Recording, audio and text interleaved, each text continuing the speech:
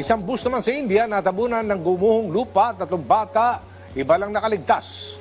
At Ecuadorian President Daniel Noboa, pinagbabato at pinagbabaril ang convoy habang papunta sa isang government event.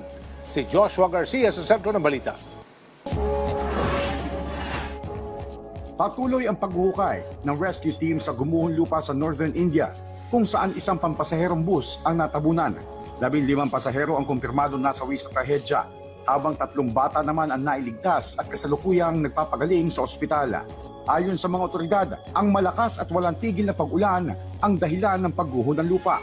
Nagpaabot na rin ng pakikiramay si State Chief Minister Sukhvinder Singh Sukyu sa mga naulilang pamilya.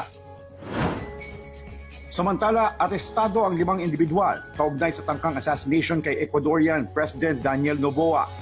Ayon kay Energy Minister Inez Manzano, higit kumulang 500 katao ang namato at umano'y nagpaputok ng baril sa convoy ng Pangulo. Tiniyak naman ng Ecuadorian government na ligtas na ang kalagayan ni Noboa. Nahaharap ang mga nadakip sa kasong terorismo at attempted murder.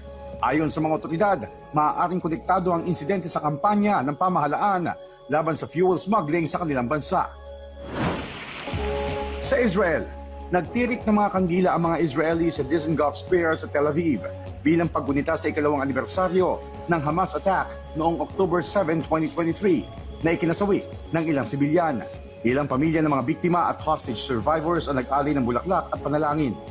Una nang iginiit ni US President Donald Trump na mayroong real change para mas maging abot kamay ang kapayapaan sa Gaza.